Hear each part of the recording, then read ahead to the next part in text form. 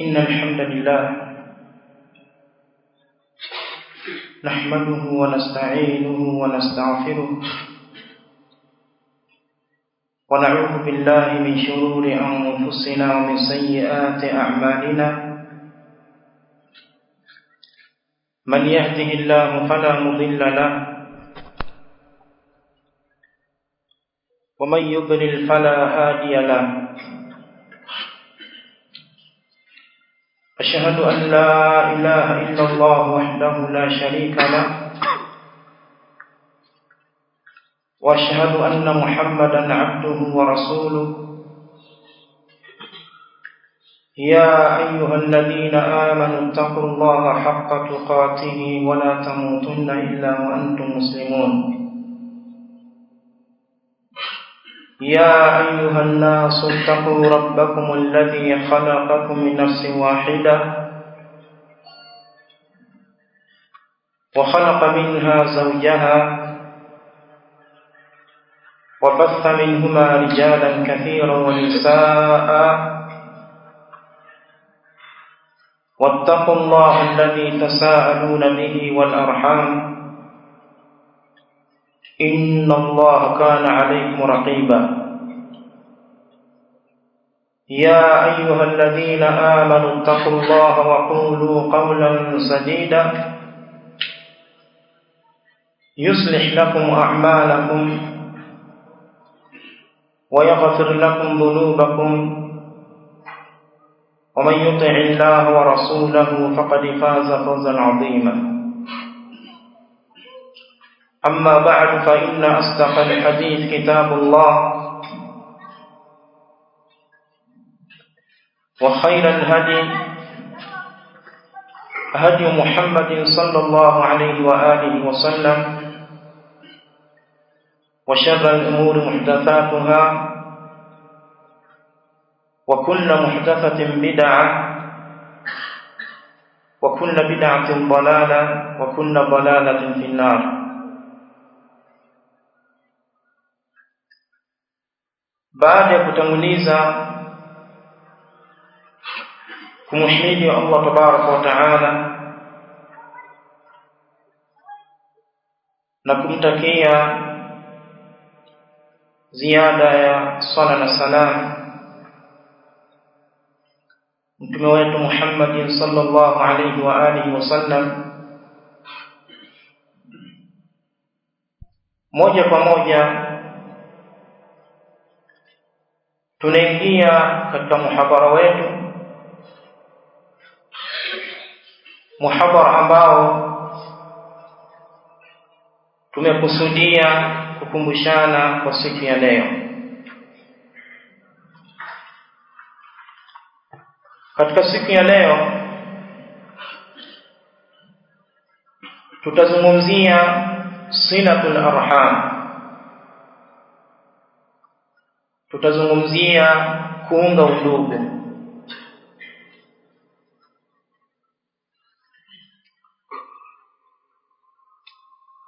Kwenye kuunga undugu kuna vipengele 6 ambavyo tutavizungumza katika muhadhara wetu huu insha Allah taala. Kipengele cha kwanza, fi wujubi silatil arham, ulazima wa kuunga undugu. Hichi ni kipengele cha kwanza. Kipengele cha pili, fadilatu silatil arham, ubora wa kuunga undugu. Tutakuja kuona ubora wa kuunga undugu kwenye kitabu cha Allah tabaraka wa taala na katika sunna za Bwana Mtume Muhammad sallallahu alayhi wa alihi wasallam. Kipengele cha tatu, abwabu silatil arham, milango ya kuunga undugu. tutazungumzia milango ambayo akiifanya Muislamu amesabika, ameunga undugu wake. Kipengele cha 4, al-asbab al-mu'ina ala silati al-arham, sababu zinazosaidia katika kuunga undugu. Tutakuja kuona mambo ambayo yanamsaidia Muislamu katika kuunga undugu wake. Kipengele cha 5, hukumu qati'atu rahmi, tutazungumzia hukumu ya kukata undugu. Nini hukumu ya kukata undugu katika Uislamu? Tutakuja kuzungumzia katika hicho kipengele insha Allah taala. Kipengele cha mwisho, asbabu qati'ati al-arham, sababu za kukata undugu. Ni sababu ambazo zinawapelekea watu wakawa ni wenye kukata undugu wao.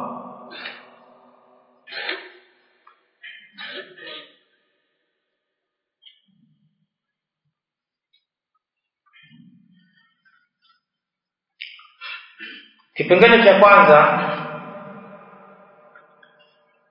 wujubu silati al-arham, ulazima wa kuunga undugu. Kabla ya kuzungumzia ulazima wa kuunga undugu, kwanza tufahamu nini maana ya kuunga undugu. As-sila ضد القطيعة, kuunga ni kinyume na kukata. Kuunga ni kinyume na kukata. Sasa kuunga undugu maana yake nini? Kuunga undugu maana yake ay at-tawasul ma'a al-arham, maana yake ni kuwa na mawasiliano na ndugu,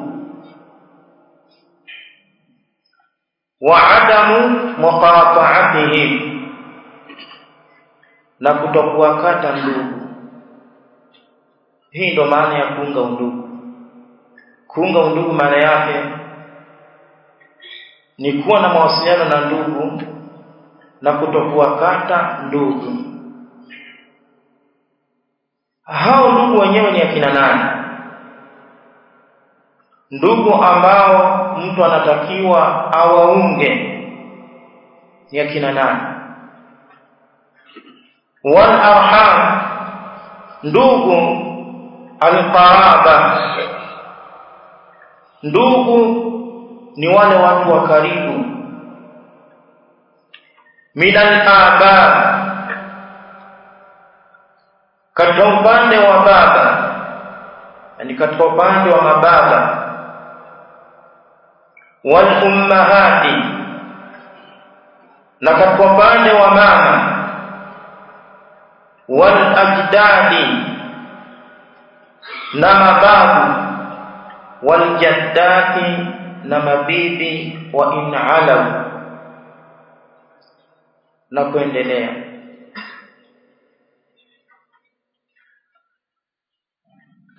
Wal auladi wa auladihim, na watoto pamoja na watoto wao. Wa in nazalu, hata kama watashuka, maana yake na kuendelea. Wal ikhwa, na ndugu, ni ndugu wa kiume. Wal akhawat, na ndugu wa kike, maana yake madada. Wa auladihim, pamoja na watoto wao. Watoto wao ambao wewe wanakuita mjomba, unatakiwa uunge undugu.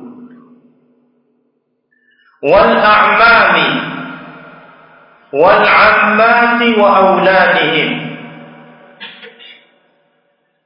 na baba wakubwa na baba wadogo na mashangazi, wa auladihim, pamoja na watoto wao.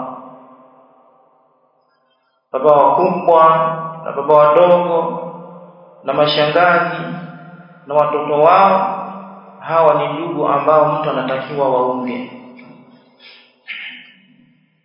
Wal akhwani, na wajomba. Wal khalat, na mama wakubwa na mama wadogo,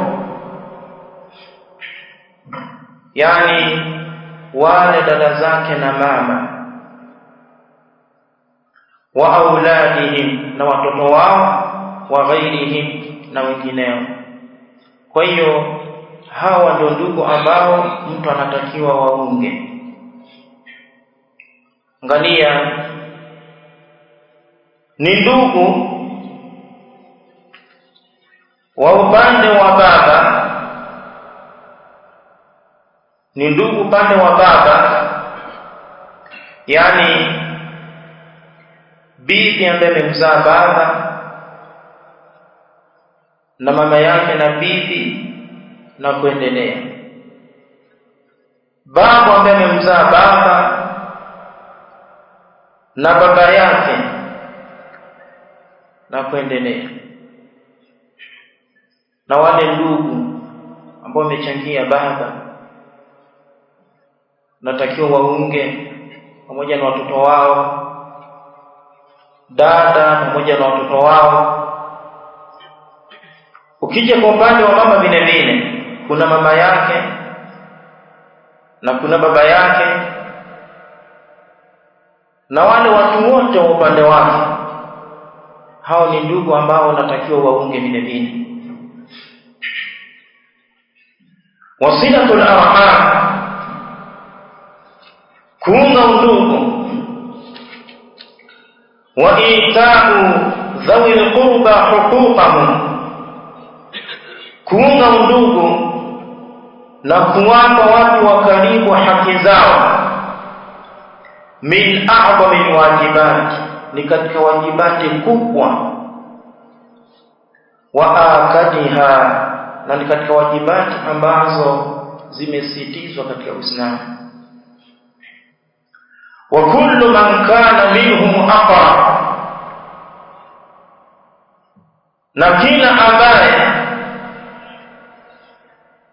na kila ambaye yupo karibu zaidi na wewe katika wale ndugu, kila ambaye yupo karibu zaidi na wewe katika wale ndugu, fasilatuhu wa haqquhu awjab, kumuunga na haki yake inakuwa ni wajibu zaidi. Kwa hiyo yule ambaye yupo karibu zaidi na wewe, kumuunga kwake na haki yake inakuwa ni wajibu zaidi. Qala ta'ala, anasema Allah tabaraka wa ta'ala, wa'budu Allaha wa la tushriku bihi shay'a, mwabuduni Allah tabaraka wa ta'ala na msimshirikishe na chochote. Wa bil walidaini ihsana, na wazazi wawili wafanyeni ihsani. Wa bil qurba, na yule mwenye ukaribu, yani yule ndugu. Wal yatama, na mayatima. Wal masakin, na maskini vile vile wafanyeni ihsani. Wa qala ta'ala, na anasema Allah tabaraka wa ta'ala, inna Allaha ya'muru bil 'adli wal ihsan wa ita'i dhil qurba, hakika Allah tabaraka wa ta'ala anaamrisha uadilifu na ihsan, na kumpa mwenye ukaribu ile haki yake, kumpa ndugu ile haki yake.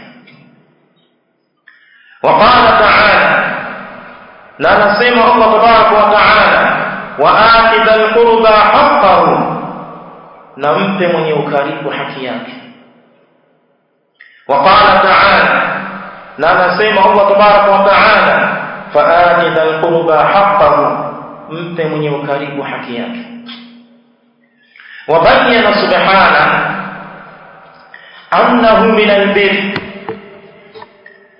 Allah tabaraka wa taala amebainisha kwamba kuunga undugu ni katika wema.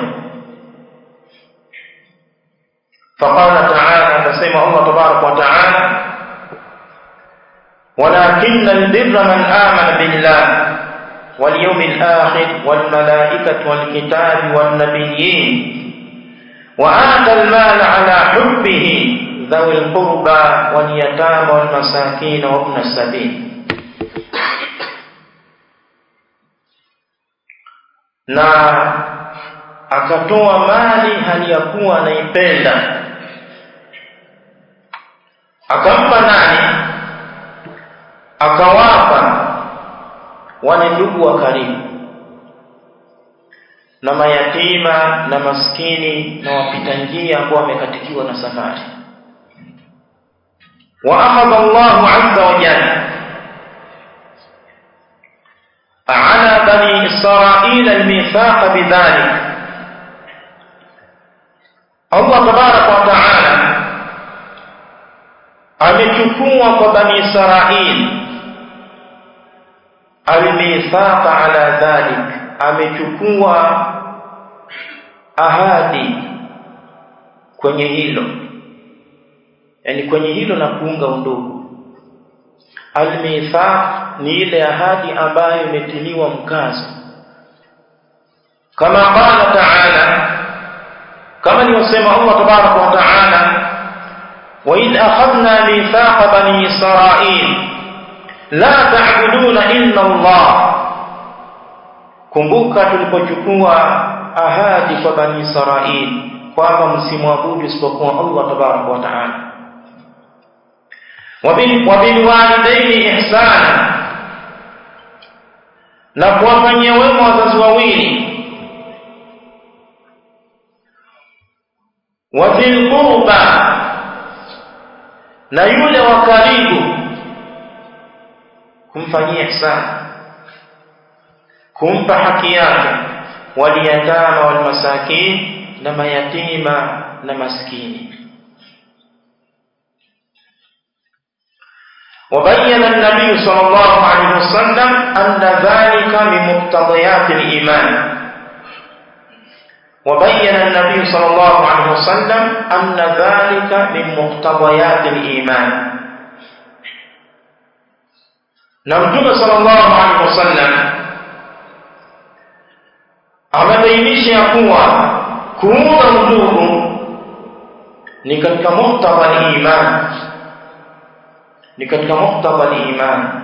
Faqala sallallahu alayhi wasallam, akasema mtume sallallahu alayhi wasallam, man kana yu'minu billahi wal yawmil akhir falyukrim dhayfahu. Akasema mtume sallallahu alayhi wasallam, yule ambaye anamwamini Allah na siku ya mwisho, basi amkirimu mgeni wake. Kumkirimu mgeni ni katika imani, ni katika muktadha al-iman. Na akasema mtume sallallahu alaihi wasallam, wa man kana yu'minu billahi wal yawmil akhir falyasil rahimahu. Yule ambaye anaamini Allah na siku ya mwisho, aunge undugu wake. Angalia, kuunga undugu ni katika muktadha al-iman. Wa man kana yu'minu billahi wal yawmil akhir, na yule ambaye anamwamini Allah tabaraka wa taala na siku ya mwisho, faliyaqul khairan aw liyasmut, aseme khairi au anyamaze.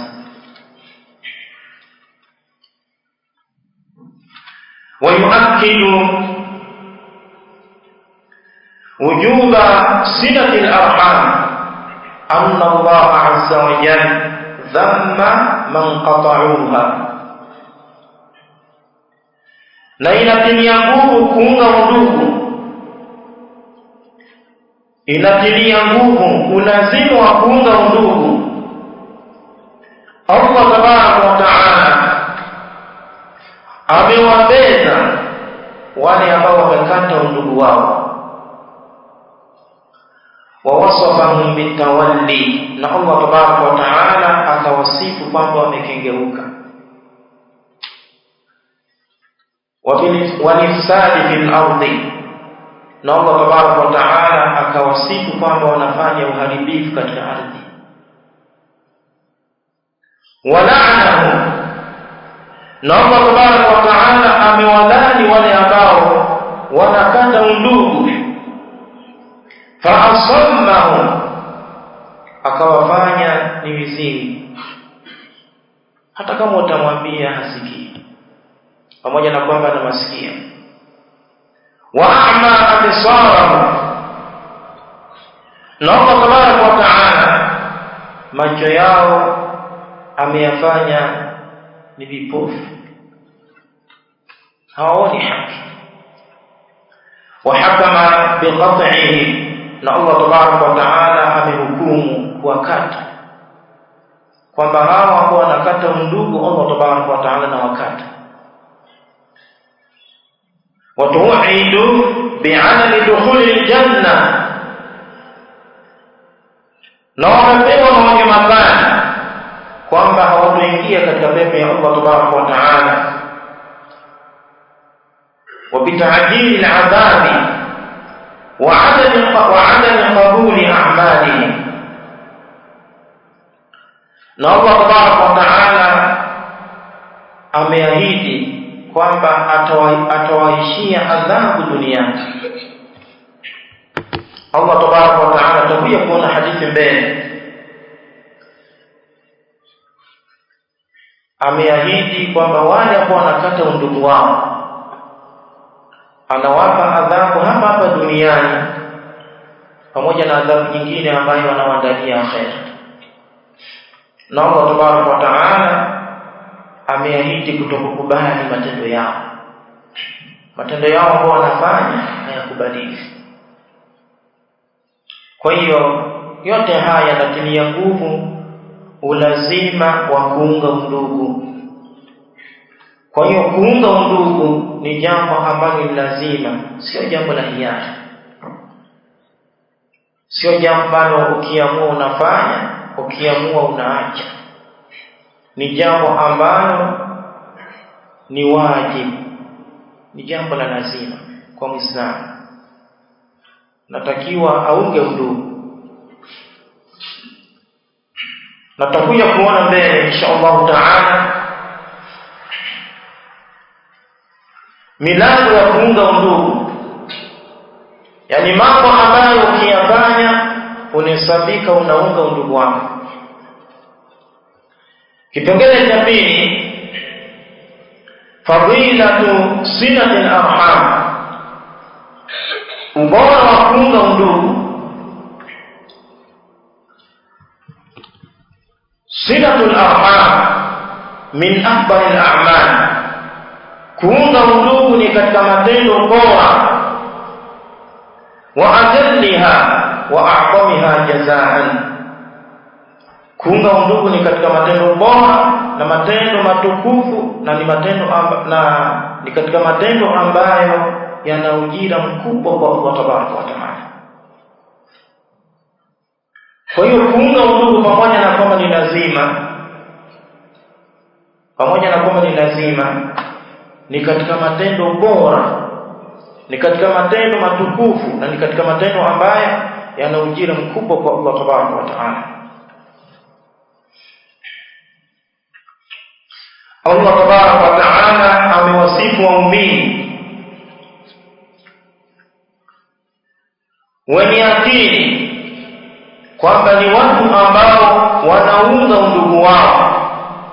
Akasema Allah tabaraka wa taala, walladhina yasiluna ma amara Allah bihi an yusal, waumini wenye akili ni wale ambao wanaunga yale ambayo Allah tabaraka wa taala ameamrisha yaungwe, wayakhshawna rabbahum, na wanamuogopa Mola wao, wayakhafuna su'al hisab, na ni watu ambao wanaogopa hesabu mbaya. Kwa hiyo wanaunga undugu wao. Na katika hadith al-Qudusi Allah tabaraka wa taala ameahidi kwamba anamuunga yule ambaye anaunga undugu. Faqala lirahim, Allah tabaraka wa taala alimwambia undugu, ala tardaina an asila man wasalak, hivi hauridhi kumuunga yule ambaye amekuunga wewe, wa an aqta'a man qata'aki, na kumkata yule ambaye amekukata wewe. Qalat bala, undugu kasema kwa nini isiwe hivyo, naridhia hilo. Qala, kasema Allah tabaraka wa taala, fadhaki laki, hilo ni la kwako. Maana yake mwenye kukuunga na muunga, mwenye kukukata na mkata. Waqala fi hadith al-akhar, na akasema katika hadithi nyingine Allah tabaraka wa taala, man wasalaha wasaltuhu, yule ambaye anaunga undugu basi namuunga na yeye. Maana yake unakuwa katika rehema za Allah tabaraka wa taala. وهي من أسباب دخول الجنة, kuunga undugu ni katika sababu za kuingia peponi, kama fi hadithi Abi Ayyub al-Ansari radiyallahu anhu anna rajulan qala lin-nabiy sallallahu alayhi wasallam. Imekuja katika hadithi ya Abi Ayyub al-Ansari radiyallahu anhu, kuna bwana mmoja alimwambia Mtume sallallahu alaihi wasallam, akhbirni bi'amali yudkhiluni janna, niambie amali ambayo inaniingiza peponi. Faqala an-nabiy sallallahu alaihi wasallam, akasema Mtume sallallahu alaihi wasallam, ta'budu Allah wa la tushriku bihi shay'a, unamwabudu Allah tabaraka wa taala na hamshirikishi na chochote. Watuqimu as-salat, na unasimamisha sala. Watuti zakat, na unatoa zaka. Watasilu rahim, na unaunga undugu. Haya ndio matendo ya kuingiza katika pepo ya Allah tabaraka wa taala. Angalia katika hii hadithi Mtume sallallahu alaihi wasallam ametaja kuunga undugu ni katika sababu za kuingia katika pepo ya Allah tabaraka wa taala. Na kutoka kwa Abdullah ibn Sallam radiyallahu anhu qala Rasulullah sallallahu alayhi wasallam, ya ayuha nas, Mtume anasema enyi watu, afshu salam, enezeni salam. Enezeni salam kivipi? Kwa kumsalimia yule ambaye unakutana naye katika Uislamu, sawa sawa umemjua au haujamjua, maadamu ni Muislamu mpe salamu. Wa at'imu at'am, na nisheni chakula. Wasilu al-arham, na ungeni undugu. Wasallu bil-layli wan-nasu niyam, na salini usiku na watu wamelala.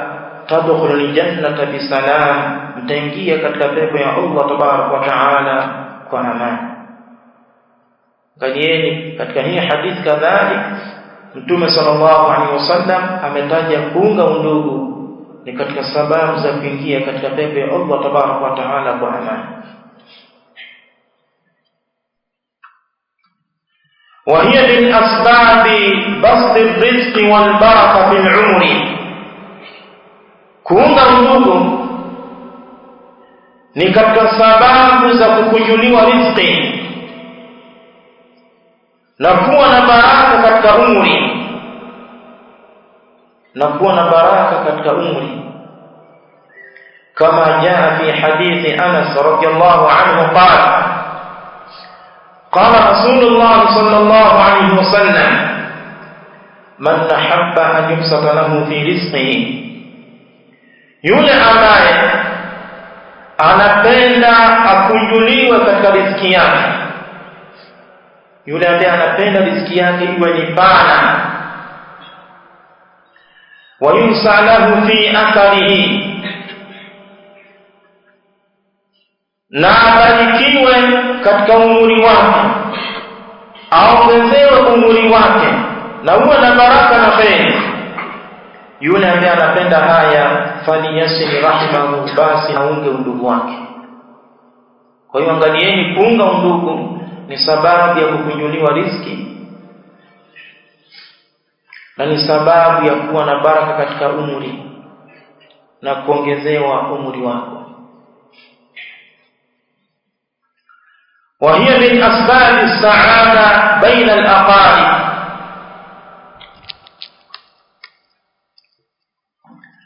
kuunga undugu ni katika sababu za kuleta raha baina ya watu wa karibu, ni katika sababu za kuleta raha baina ya watu wa karibu.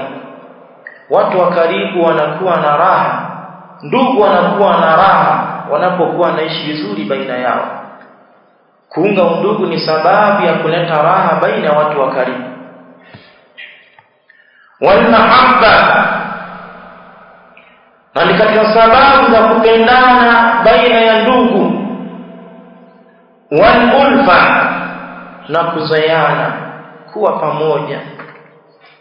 Watanasuhi, na ni katika sababu za kunasihiana. Watashawuri, na kushauriana. Wataawuni ala albirri wattaqwa, na kushirikiana katika mambo mema na mambo ya uchamungu. Wa ala umuri alhaya, na kushirikiana katika mambo ya maisha, wa ghairi dhalika, na mengineyo. Angalieni hizi faida za kuunga undugu. Undugu kiungwa, watu wanaishi kwa raha, watu wanakuwa wanapendana baina yao, wanakuwa kitu kimoja. Ni sababu ya kunasihiana, ni sababu ya kushauriana, ni sababu ya kushirikiana katika mambo mema na uchamungu. Wa ala umuri alhaya, na ni sababu ya kushirikiana katika mambo ya maisha, wa ghairi dhalika, na mengineyo.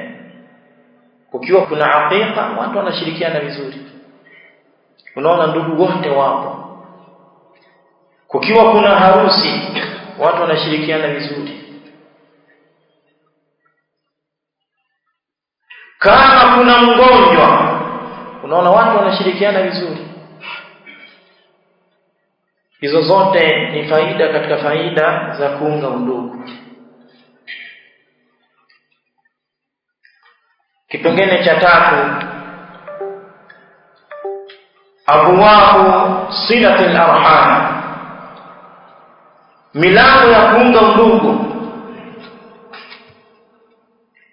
Abwabu silatil arham kathiratun jiddan, milango ya kuunga undugu ni mingi sana. Ka abwabil ihsan, kama unavyoona milango ya kufanya ihsan. Lianna silatal arham ta'ni al-ihsana bikulli ma'anihi ila al-aqrabin, kwa sababu kuunga undugu kuna maanisha ihsan kwa maana zake zote kwa watu wa karibu. Kuna maanisha kufanya ihsan kwa maana zake zote kwa watu wa karibu.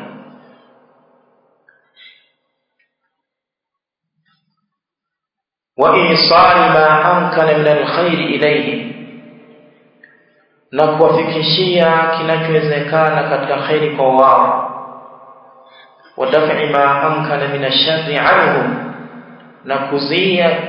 na kuzuia kinachowezekana katika shari kwa wao. Sawa'un kana dhalika biqawlin au fi'lin au badlin, dhahiran kana dhalika am batina au batina.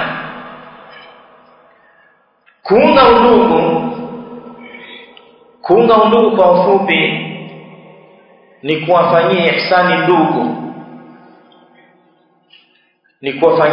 ndugu, na kuwafikishia kila kinachowezekana katika khairi, na kuwahami na kila kinachowezekana katika shari, sawa sawa ikawa ni kwa kauli au kwa kitendo au kwa kujitolea, sawa sawa ikawa ni dhahiran au ikawa ni batina. Wa min ahammi dhalika, katika mambo muhimu katika hayo, mahabbatuhum, katika milango ya kuunga undugu ni kuwapenda ndugu, wa tawqiru kabirihim, na kumheshimu yule mkubwa katika ndugu,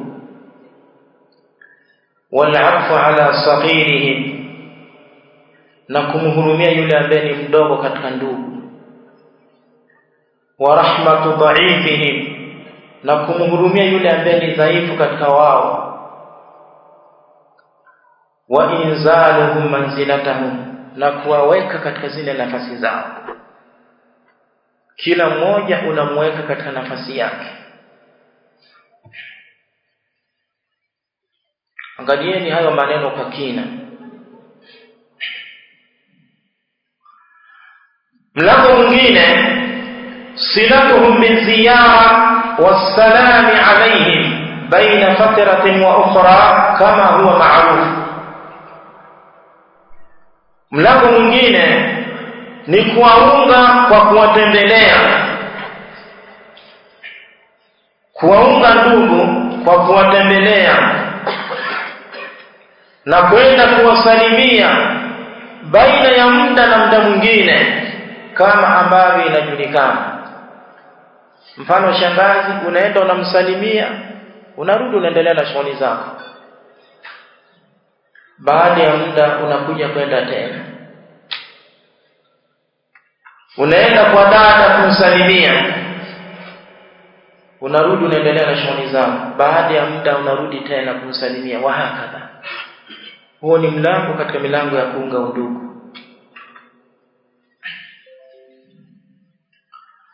Mlango mwingine, silatu bilintisari alayhim, kuwaunga kwa kuwasiliana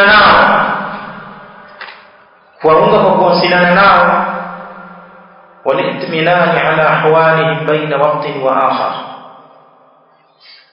na kupata utulivu juu ya hali zao baina ya muda na muda mwingine. Mfano, unampigia simu mjomba, unamsalimia, unajua hali yake, unaendelea na majukumu yako. Muda mwingine vile vile unamsalimia. Na hili ni jambo ambalo linawezekana na halina gharama, lakini pamoja na hivyo ni katika mambo ambayo tumeyasahau. Sheikh mmoja anasema hivi, unaweza kaandika kikaratasi, leo tawasalimia ndugu zangu hawa. Mfano, umekaa unasubiria bodaboda, unampigia huyu, unampigia na huyu, unampigia na huyu, unampigia na huyu. Umeshamaliza, umeunga undugu.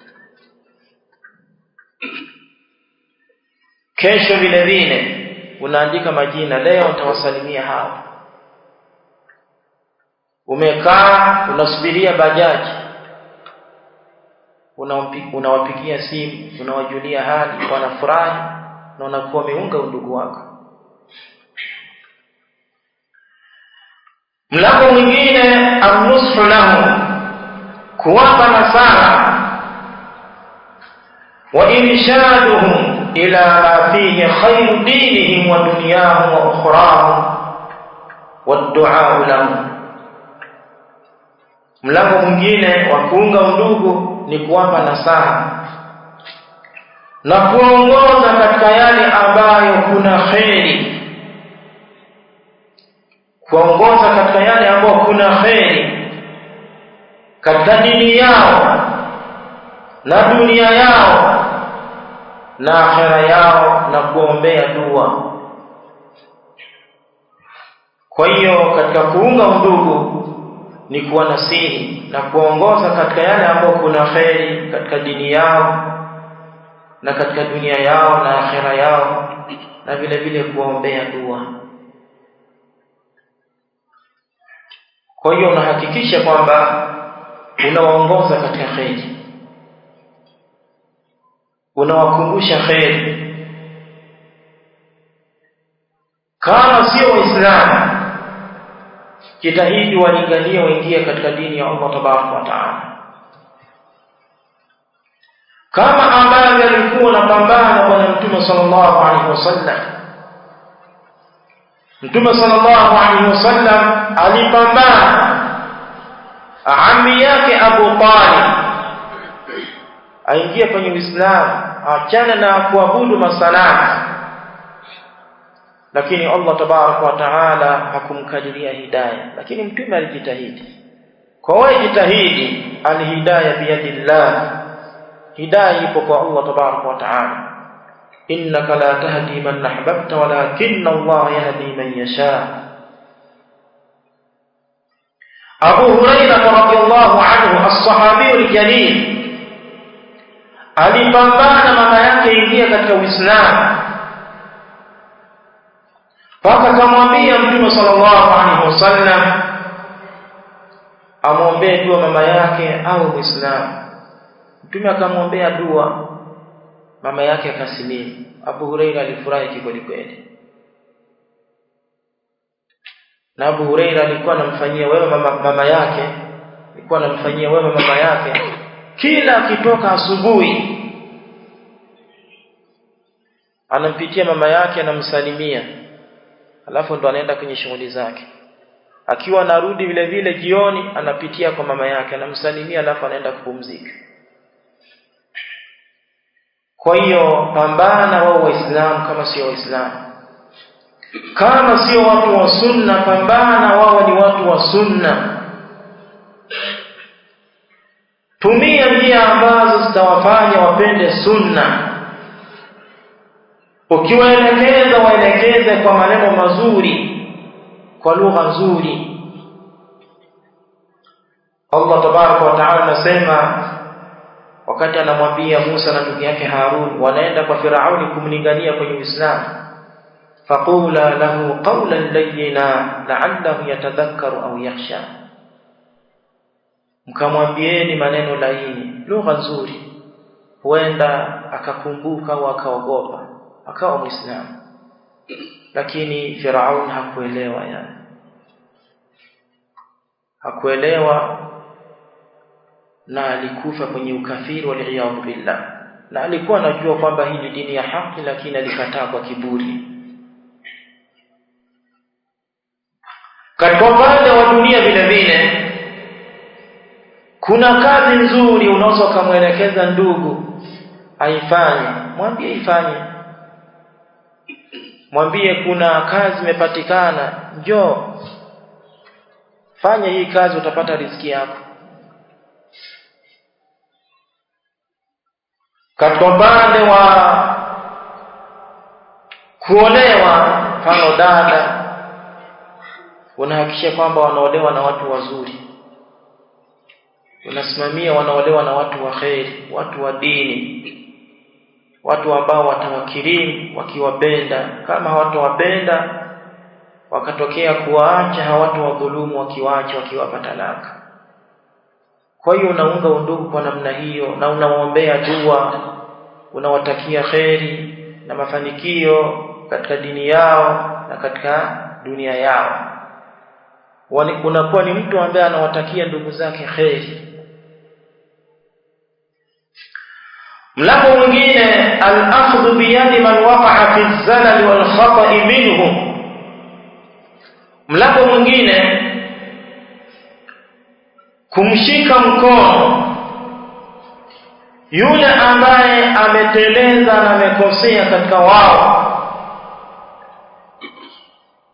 wa nushuhu wa tawjihuhu, na kumpa nasaha na kumwelekeza.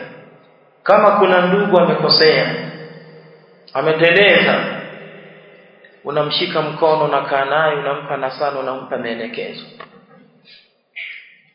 Wa hadha min a'zami huquqihim, na hili jambo ni katika haki zao kubwa kabisa. Kaa nao, waelekeze, wakumbushe. Na Allah tabaraka wa taala anasema, wadhakkir fa inna dhikra tanfa'ul mu'minin. Baadhi ya watu amegundua kwamba ndugu yake ni mwizi, badala ya kukaa naye na kumwelekeza achane na wizi, anamsema mtaani,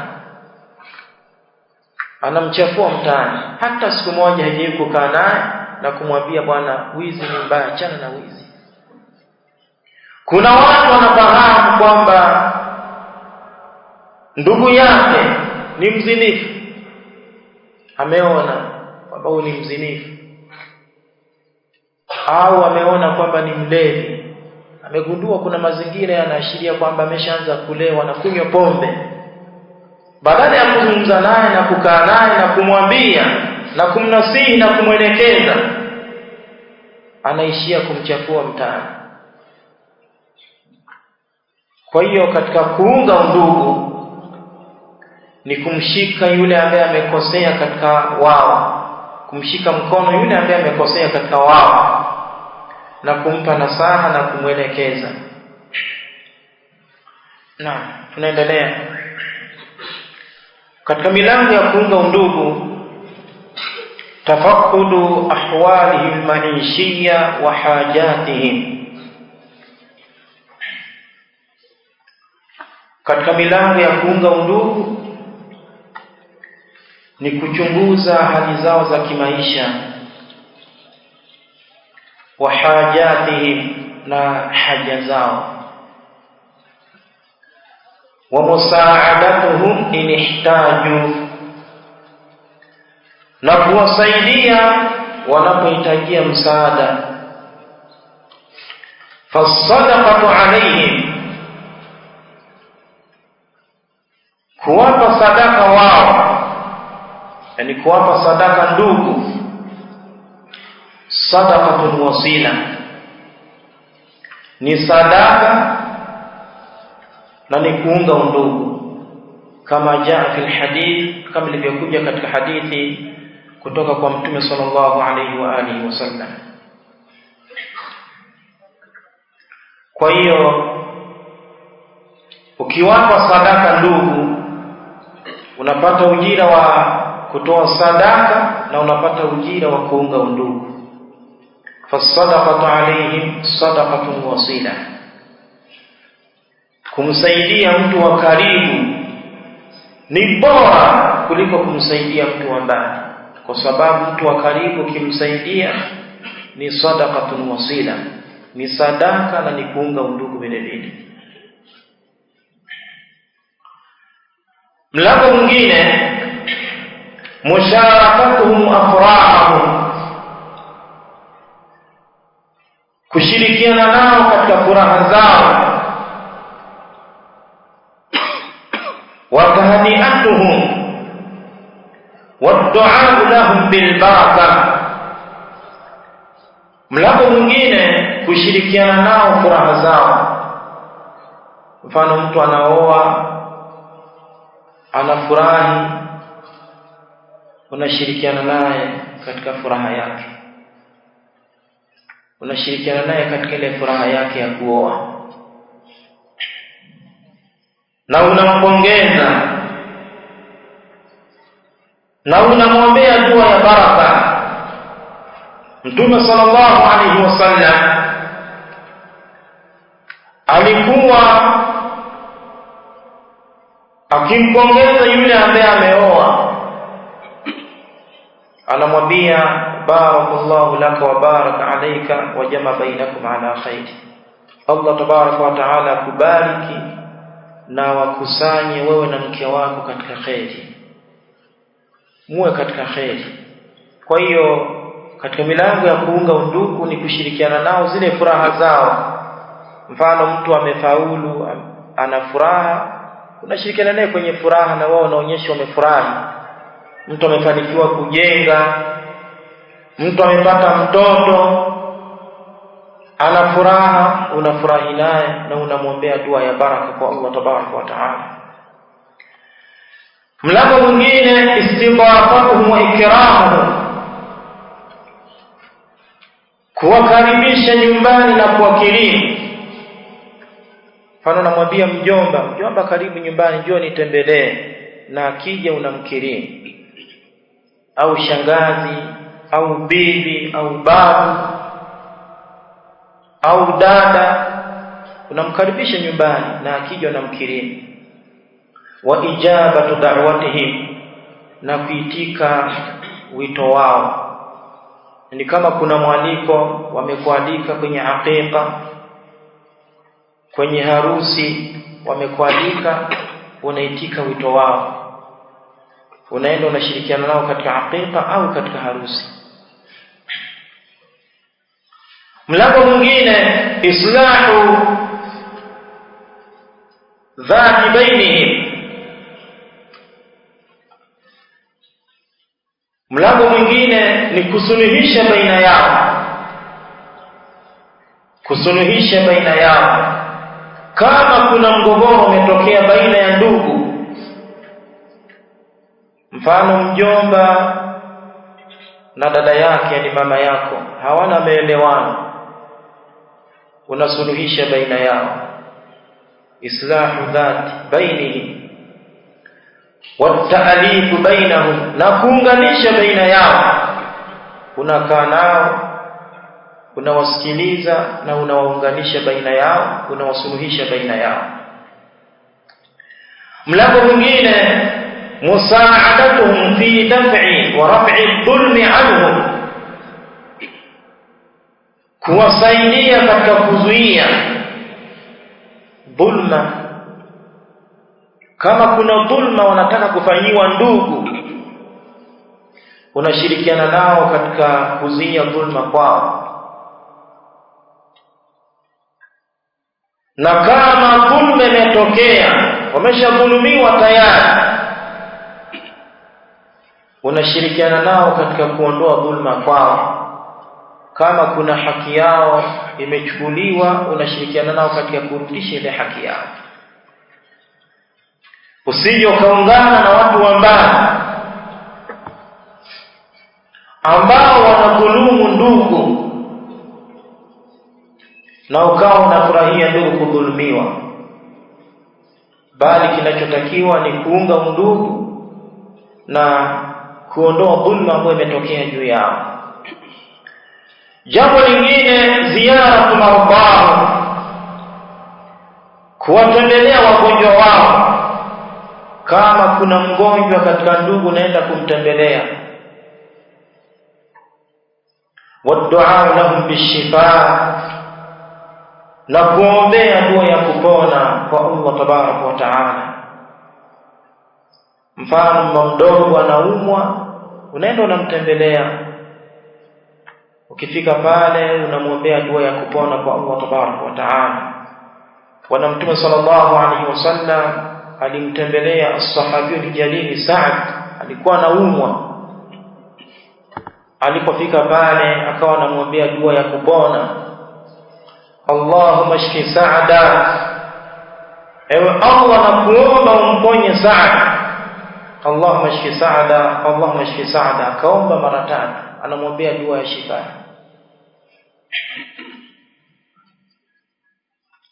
Sasa hivi utakuta mtu anasikia ndugu yake anaumwa, mara ya kwanza nasikia kwamba anaumwa, inakuja taarifa mara ya pili kwamba amezidiwa, yeye bado hajaenda na hana udhuru wowote. Inakuja taarifa ya tatu kwamba yule bwana anaumwa, yule mgonjwa anaumwa, huyu bwana bado hajaenda. Simu ya mwisho inakuja kwamba yule bwana amefariki. Paka ndugu yako anafariki, kuna uwezekano wa kwenda kumtembelea, haujaenda kumtembelea. Hayo ni mapungufu mabaya. Hayo ni mapungufu mabaya, na haya yamewatokea wengi na bado hawabadiliki. Utakuta ndugu wote wameshafika, wameshasalimia, wamesaidia katika matibabu kama inahitajika. Alafu wewe ambaye unasoma dini, wewe ambaye unaonekana ndo mtu wa dini, ndo mtu wa mwisho kwenda kuwasalimia ndugu. Haya ni mapungufu mabaya. Yaani unatanguliwa katika khairi kama hizi na watu ambao hawana elimu, hawajasoma. Alafu wewe ambao umesoma unakuwa nyuma. Haya ni mapungufu mabaya. Mlango mwingine, ittiba'u janaizihim, kufuata majeneza yao, wa ta'ziyatuhum, na kuwapa pole, wa du'a wal istighfar limautahum, na kuombea dua na msamaha maiti wao, wa su'alullahi lahum at-tathbit, na kuombea kwa Allah tabaraka wa taala thabati ya kujibu maswali ambayo mtu anaulizwa kaburini. Kwa hiyo ikitokea mmoja katika ndugu amefariki, fuata jeneza, nenda msibani. Ukienda pale msibani, unasalia jeneza, unaenda makaburini. Baada ya kumaliza kusawazisha kaburi, unasimama pale kaburini, unamwombea dua, unamwombea rahma na msamaha kwa Allah tabaraka wa taala huyu maiti wenu ambaye ni katika ndugu. Mtume alikuwa anawaambia masahaba, istaghfiru li akhikum, muombeeni msamaha ndugu yenu, wasalu lahu tathbit, na muombeeni thabati ya kujibu maswali, fa innahu al'ana yusal. Kwa hiyo unasimama pale unamwombea dua. Baada ya hapo ndio unaondoka. Ukiondoka hapo utakutana na huyu na yule katika ndugu ambao mmefiwa wote pamoja, unawapa pole, unawafariji watu. Mtume sallallahu alaihi wasallam, kuna mjukuu wake alikuwa anaumwa, binti yake akaagiza Mtume alayhi wasallam aje. Mtume alisemaje? faltasbir walitahtasib, afanye subira kwa huu msiba na tarajie ujira kwa Allah tabaraka wa taala.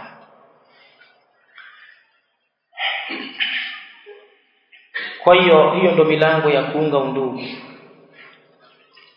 Kwa kifupi tumesema hivi, kuunga undugu maana yake ni kuwafanyia ihsani ndugu na kuwafikishia khairi kadiri ya uwezo na kuzuia shari kwao kadiri ya uwezo vile vile. Hiyo ndio kwa ufupi. Haya yote ambayo tumeyataja, haya yote yanaingia katika kuunga undugu. Ndio abwabu silatul arham, milango ya kuunga undugu.